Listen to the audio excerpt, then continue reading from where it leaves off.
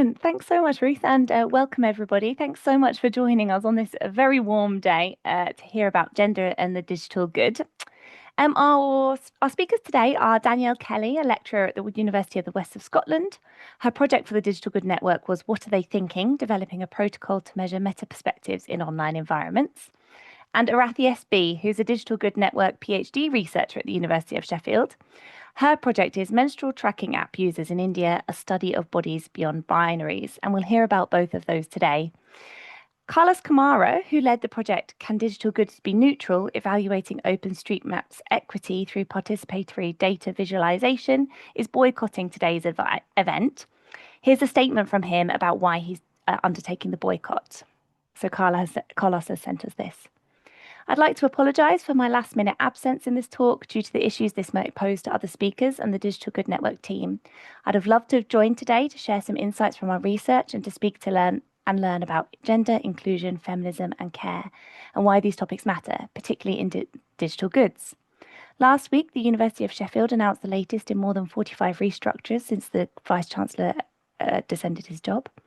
These measures include redundancies, cuts, as well as double deductions for those taking part in strike actions. As a firm proponent of these values, I could not in good conscience stop but following UCU's call for an academic boycott to any event organised by the University of Sheffield. At this point, I want to be clear about three things. First, this is a personal standpoint and not a moral judgment to those who have decided to act differently. Secondly, this has nothing to do with the Digital Good Network and their team, who've proved all these years how important these and other values are to them. I'm sorry to be creating a disruption to those who I care and appreciate, but I hope this type of collective action will be beneficial in the long run. So that's a statement there from Carlos, who is not participating in today's event as he's boycotting it. With that under our belt, we will get started. We'll hear from the two speakers and then take questions on these themes. Please use the Q&A function for any questions, and we'll post a reminder about that in the chat. This event is being recorded. All right, Arathy, I'll hand over to you. Thank you, Dee. Hi, I'm Arathy, and my research examines how people in India use digital period tracking applications in their everyday lives and how this insight might help us imagine better tools that could accommodate a diverse range of users. Can I have the next slide, please? So, my study asks for related questions. First, how do people's understanding of menstruating bodies shape the way they use digital period tracking solutions? Second, how these experiences vary across intersecting identities such as gender, sexuality, caste, and class, and how social networks and relationships might influence these menstrual tracking practices. And finally, in the spirit of the Digital Good Network, the study builds on these findings to ask what a good digital period tracking app might look like for a diverse range of users. Next slide, please. So a few details about the methods I have used. So the study was conducted in two phases, and in the first phase, I carried out 30 in-depth interviews, and in the second phase, this was followed up by two participatory workshops with a subset of interview participants. Can I have the next slide, please? So the workshops were basically designed around themes emerged during the interview stage. And in this workshop, first, participants were invited to discuss the design elements of period tracking apps that they currently use. And after this, they engaged with a speculative app that I created. So this app basically represented what a better version of a period tracking app might look like based on what I got from the interview insights. So in both of these sessions, I also used a set of design prompts to ask questions like what worked, what did not work, or what would they like to change about these apps. So this workshops actually threw up some interesting methodological insights, which I don't have time to go into right now. But if someone wants to know, please feel free to raise this as a question. Next slide, please. So currently the findings are organized around three themes, which is doing, sharing, and imagining tracking. And over the next three slides, I'll discuss each in turn. Next slide, please. So to begin with, I found that participants' reliance on certain features of period tracking applications is closely tied to the structural conditions shaping menstruation and its management in India. For instance, some participants described relying on safe period predictions of these apps in contexts where um healthcare systems deny contraceptive access for unmarried menstruators. Similarly, many participants relied on features like reminders and predictions to plan things like traveling in contexts where menstrual management infrastructure is unreliable. Uh, at the same time, some of these practices were also shaped by cultural expectations. For example, several participants described how forgetting menstrual dates is often framed as unwomanly or as a kind of gendered moral failure. So, in this sense, using tracking apps also becomes a way of meeting cultural expectations around menstrual memory. So, overall, these examples show how broader structural and cultural conditions shape the way in which people engage with digital period tracking apps. Uh, at the same time, this reliance doesn't mean that these apps work seamlessly. So, my second finding is that participants often engaged in different forms of tinkering to make these apps work for them. So one key concern here was related to data. So many participants were uncertain about how their data might be used. And this was shaped by both a lack of trust in period tracking companies as well as their limited confidence in government regulatory systems. So as a result, these participants adopted like small protective practices such as switching between apps, using the apps anonymously, or avoiding premium services that required additional personal information. I also observed a range of tinkering practices that respond to the normative assumptions embedded in these apps.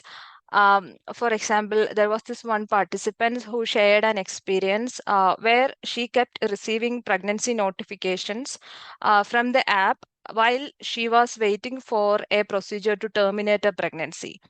Uh, because of this app's linear understanding of pregnancy, it had no way to record termination as an experience. So the only way that she could stop these notifications from coming was to delete the app entirely.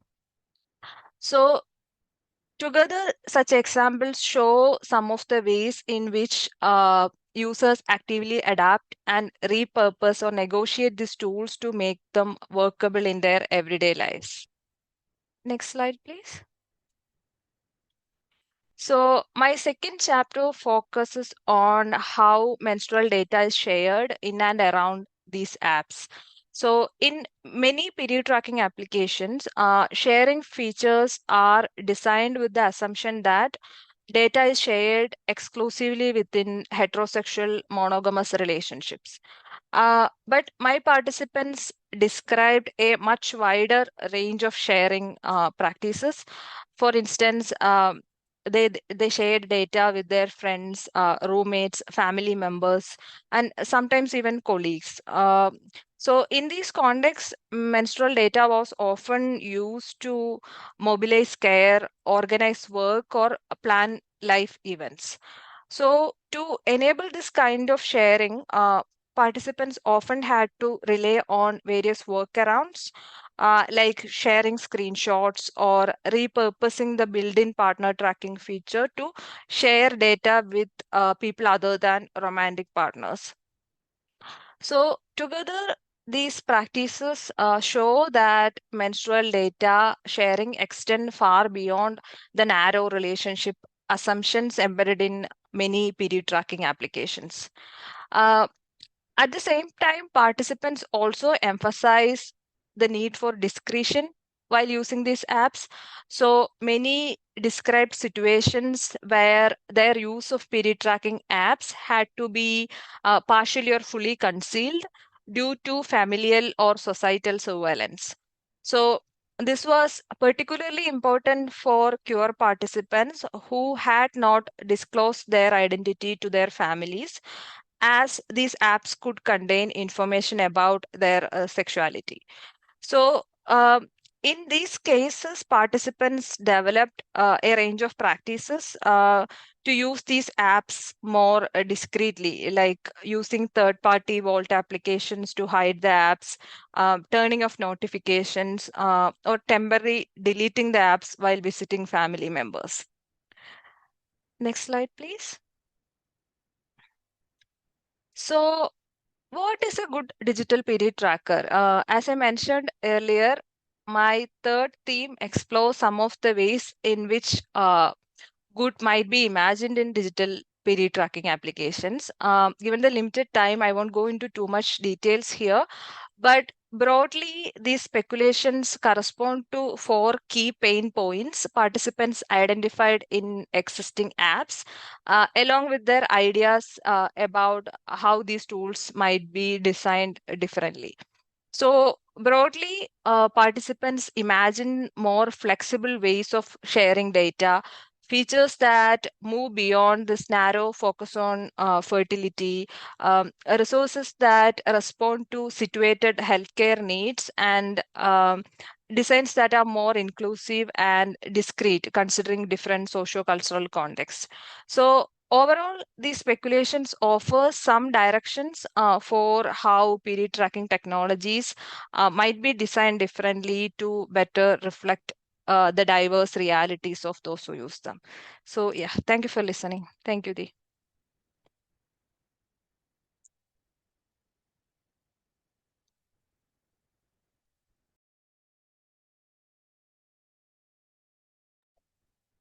Thanks so much, and we'll hand over now to Danielle.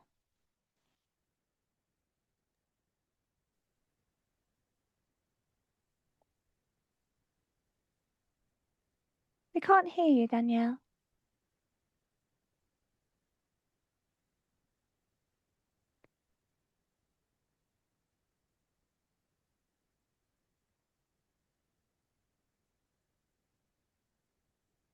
Hi there, Danielle. Sorry, we can't hear you. Um, There we go. There you are. Go ahead. Not bad.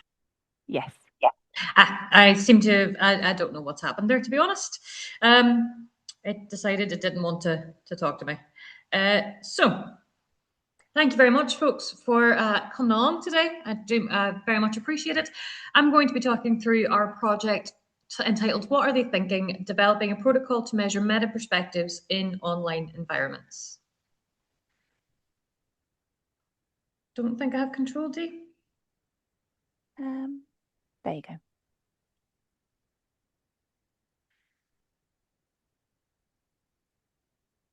If you're okay, just to change slides. Perfect, thank you.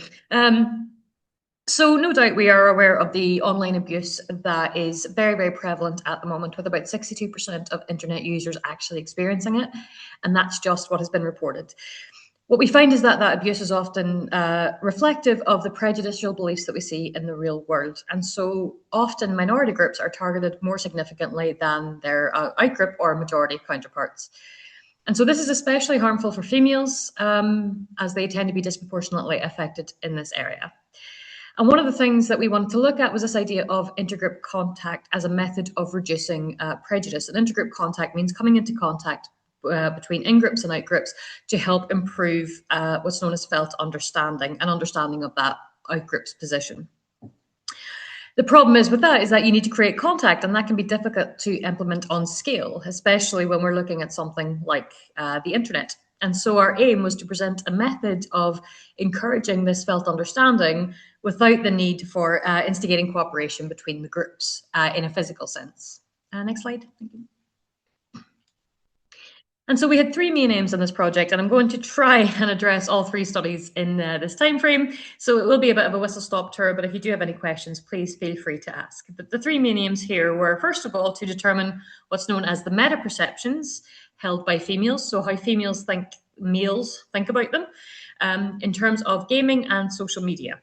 And then we wanted to use those experiences or those perceptions to experimentally investigate how we can use meta-perceptions to promote felt understanding within relevant outgroups. And finally, we wanted to look at applying the finding of these two aims to develop a protocol to use meta-perceptions in online harms research and reduce prejudice in disparate online communities. Next slide, please. So study one, we looked at qualitative interviews. Yeah, so we used purposive sampling to recruit 20 women, 10 of which were engaged in the gaming community, either as gamers or as Twitch streamers, etc., and 10 who engaged with political discourse on social media. And what we asked a number of questions about both their experiences in these environments, but also we looked at their perceptions of minority members of a specific online community, or as their position as minority members, and how they felt about the majority. When we're talking about gaming and politics, psychologically, they tend to be very masculine domains. They tend to be heavily masculine dominated. And so we wanted to see how they felt within those environments. We then analysed the interviews through thematic analysis. Next slide, please. And these are some of the themes that we've come across. Not all of them, but these are the ones that focus more on identity and the identity side of things. The first was about niche toxicity, and this became a huge point of importance, not only for our follow-up experiments, but also for this idea of how we carry out online harms research. Niche toxicity referred to participants talking about their different experiences in very different communities, and not just in different communities in terms of gaming and social media, but within communities within communities, if you like, so sub-communities. So within gaming, for example, people had very different experiences when they were in communities that played Farm Simulator in comparison to games that played World of Tanks, which apparently is very toxic. I was not aware. But what did come across in both cohorts was this idea of normalizing sexualization. So often women were sexualized in both environments in slightly different ways.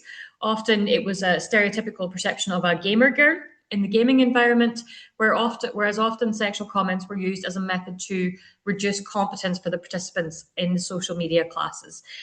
So they were often told to do things like get back to the kitchen, or you're not good looking enough to talk like that. These kind of comments that often were used as a method of reducing the competence, their perceptions of competence in that environment. And there was a lot about dated representation. So the women were talking about the stereotypes that they perceived in that environment. So the gamer boy is the boy in his mother's basement, with looking a very particular way, surrounded by energy drinks, etc.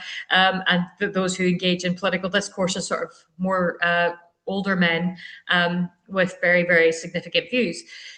So there was definitely an outdated representation there, which they often registered and realized was outdated, but they still felt as though that was what came to mind whenever they pictured their counterpart, their male counterpart, if you like. And finally, it wasn't all bad. A lot of them talked about their identity through connection, so how important these online communities were to them. For the gamer community, often these women were part of these gaming communities, not just to play games, but also for social interaction and to be able to talk about what they truly enjoyed most.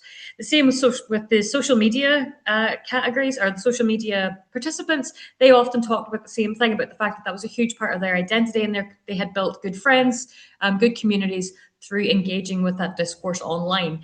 They talked about a minority of men as bad actors or as loud actors. Often there was a minority of men that were loud and were creating these issues within these environments. Next slide, please. Thank you. So these interviews were then used to create vignettes for our follow-up studies. And these studies were used to experimentally look at whether we could improve perspectives in both gaming and in social media. So you can see here one of the vignettes I created by GamerGirl 2000. GamerGirl 2000 does not exist. This was completely made up. It was also not verbatim from interviews. We did run these past participants. So we had 120 participants in study 2A. They watched a video of a woman playing a video game. Again, that gameplay was simply primed using a woman's voice over it. And then participants either read a vignette created from the participants' own direct perspectives, a general vignette about women in gaming, or a general written piece about gaming communities. And then finally, they were asked to rate the player's competence, task attractiveness, and social attractiveness. Next slide, Susan. Study 2B followed a very similar format. 120 participants into one of three conditions. This time, though, participants read a series of political social media posts, which were controlled for political stance by a clearly identifiable female. So it was by someone who was very clearly identified as a female in terms of their writing, but also in terms of their username. You can see there, Angry Young Lady. Then they read vignettes from the minority female perspective, a general post about women in politics and how they perceive men, or a general political piece which had no real indication of gender in it. And then they completed the same measures. All good. You're ahead of me, Dee. So what we found some really interesting things. Now, in previous research, a lot of the times we find that competence is a huge aspect of stereotypical, how we create stereotypes. Often with women tend to be created on using a stereotype of less competent than men. And yet there was correlations between social attractiveness, task attractiveness, competence, and reflection in the gaming cohort. So we were seeing that reflection and whether the person thought that was reflective of their own experience.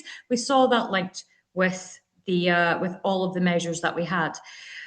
In particular, the perspective that was used, the direct perspective, meta perspective, or what's known as the meta perspective, which is why we don't use that term, because you see it gets quite confusing, is whenever we controlled for the reflective experience, suddenly perspective influenced task attractiveness. So it was basically saying that once you controlled for either a divergence or convergence of perspectives, once you controlled for that, we were seeing a difference in how people viewed task attractiveness, which was interesting when we didn't see that with competence, because task attractiveness is essentially another type of measuring competence, just in a different environment.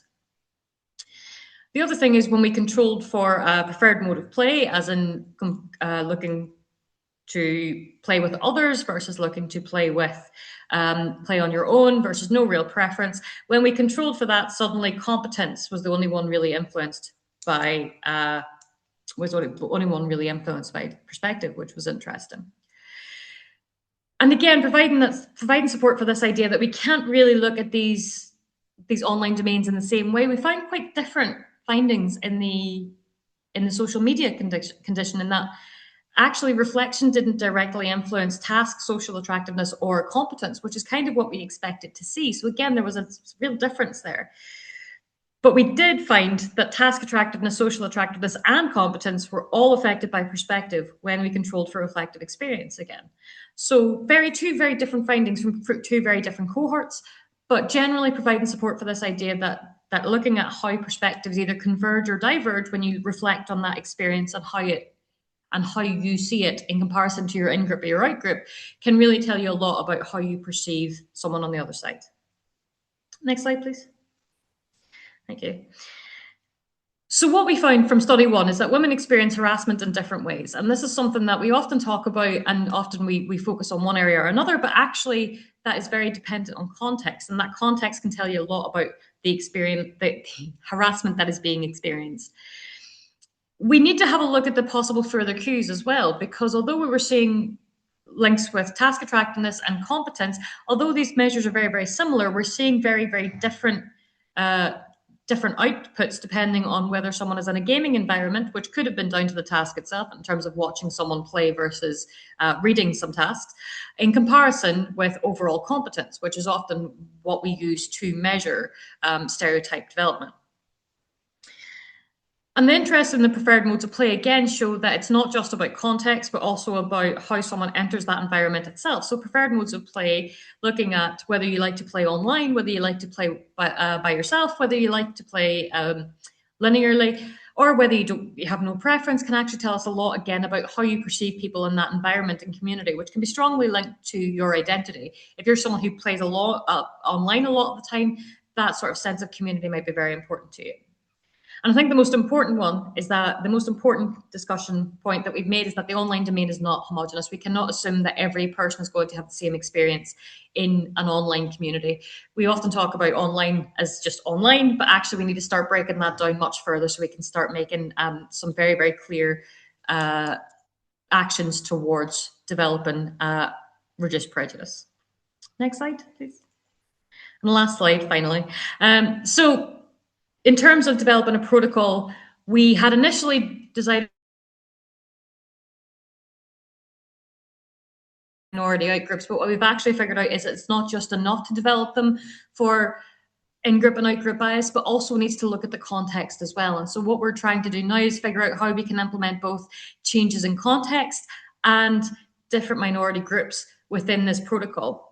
So for anyone who hasn't seen the interpersonal perception method, it is a very old classical psychological method that looks at how perspectives converge and diverge. And I provided a wee example there, although it's not very clear on the slide, which basically asks people to provide perspectives based on their own perspective, how they see others, how they think others think, and how they think others think they think. And what you look overall is you look overall at how these converge and diverge, and that tells you a lot about the felt understanding between that group. Ideally, we're looking at convergence, which is where reflection is demonstrating that convergence and divergence is very important when looking at the differences between these groups. That is everything I have to ask. Thank you very much. Any questions I'm happy to answer. Great. Thank you both so much for your presentations. Let's just see if there's any questions in the Q&A. So yeah, if you have any questions, please do pop them in the Q&A. But I thought I'd just get started by asking a question of my own to each of you. First to Arathy, I was wondering about, we've all seen sort of increased perceptions about perimenopause on social media and sort of menopausal symptoms. I was wondering how and whether women are using, or people who menstruate are using period tracking apps in that context. Actually, age was not a category in my research because most of my participants spans from age 25 to 35. And that is, I understand, is a majority of people who are using period tracking applications. But the Kerala context is very interesting in that regard because this Kerala is the southern state in Kerala. That's where the fieldwork is conducted. So in the past 10 years, Kerala have been seeing a lot of conversations around menstrual taboos, gender, sexuality, pure menstruation experience. So most of my participants grew up in this particular context, but when they got their first period, they were living in a situation where their parents are not talking to them about periods as a biological process, but they still followed some rituals associated with their menstruation. But as they grew up, their opinion about menstruation changed, and the social perspective has been changing a bit in the past 25 years. So all of this contribute to how people use these apps because they grew up in a context where the conversations are led by rituals and values and morals, and they want to have a biological understanding of body, which is precisely what these apps claim to do, whether they do it or not. So yeah, that kind of contradictions exist in the usage of these apps. So yeah, not the age thing. Yeah, the understanding, how they understand, how they like value these tools. Yeah.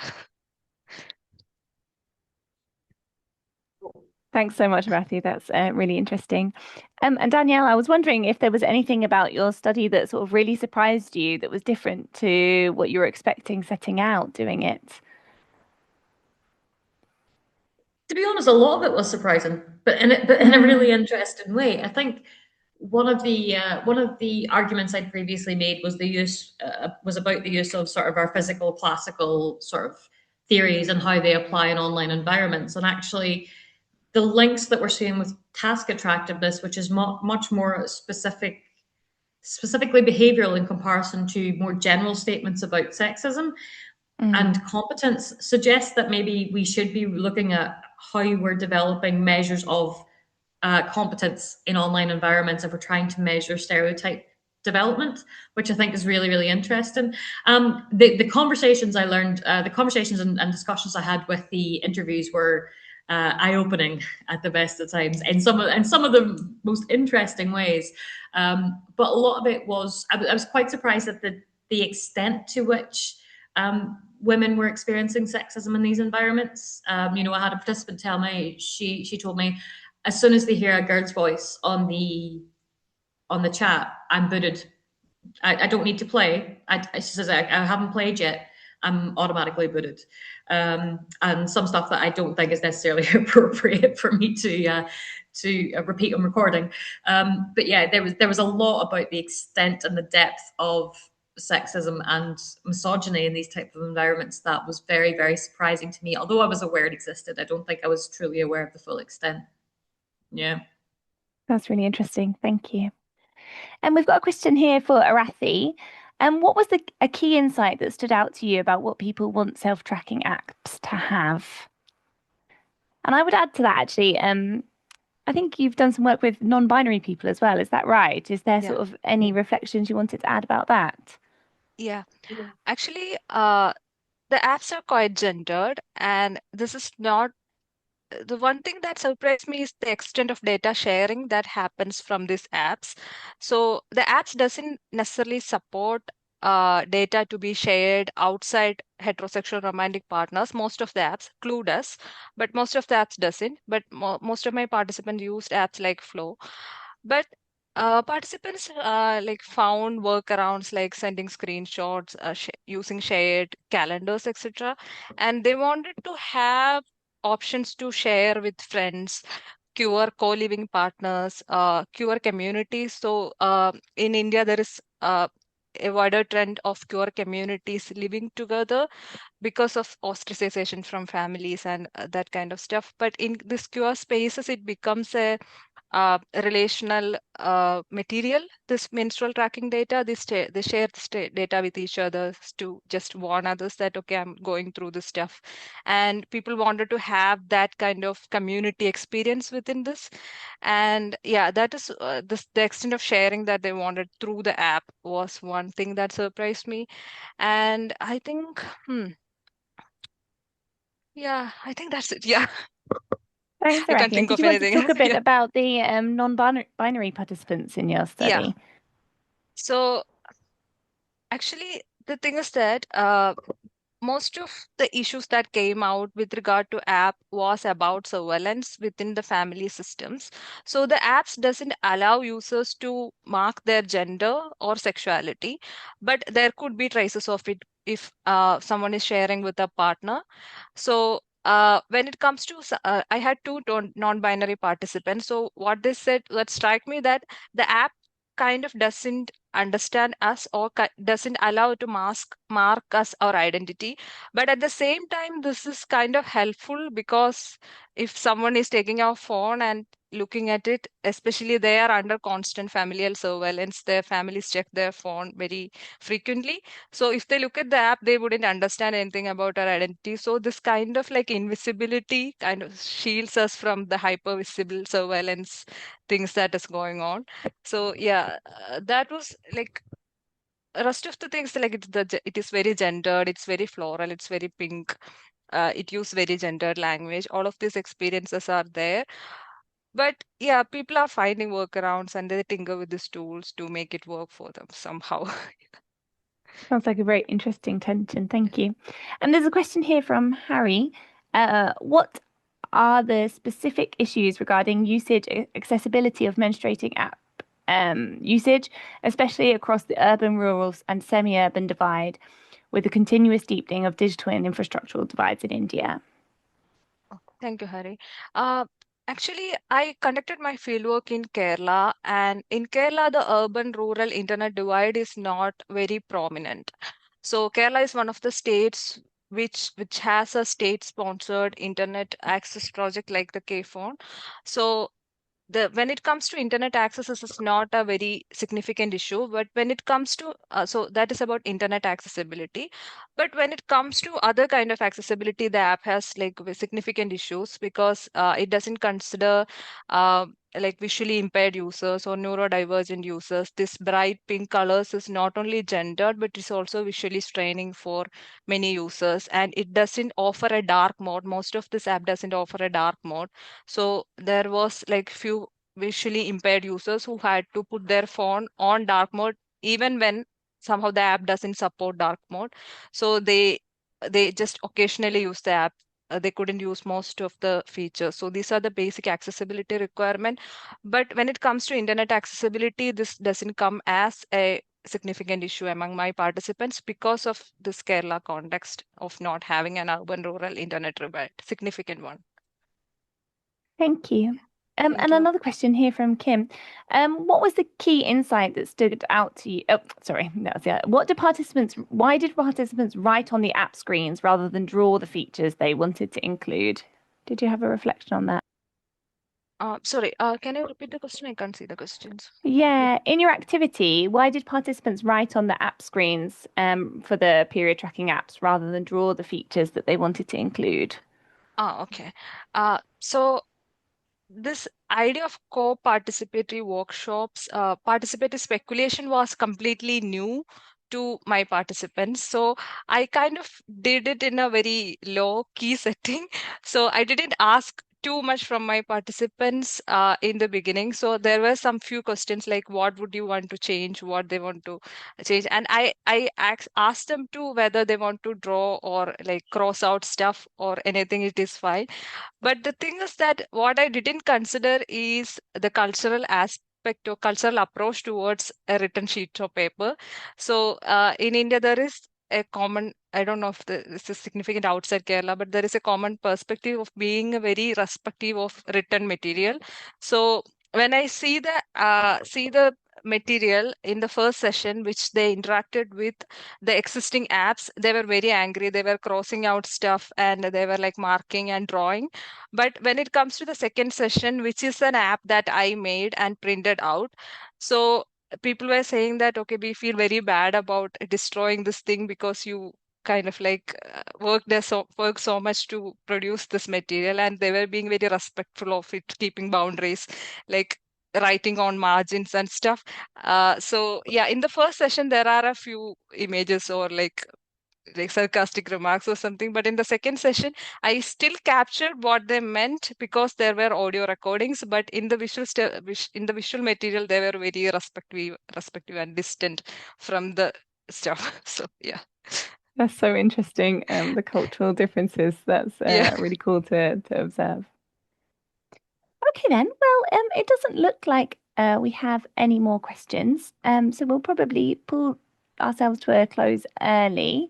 Um, unless anyone's got any last minute ones they want to submit. I'll wait for a second.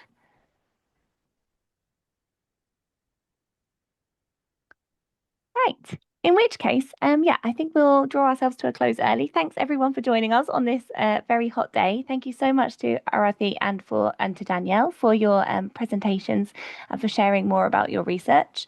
If anybody wants to have a look at more about the projects and their outputs, then please have a look on our website, digitalgood.net, where you'll also find more information about our upcoming events and webinars. Thanks so much everyone for joining. Bye bye. Thank you. Bye.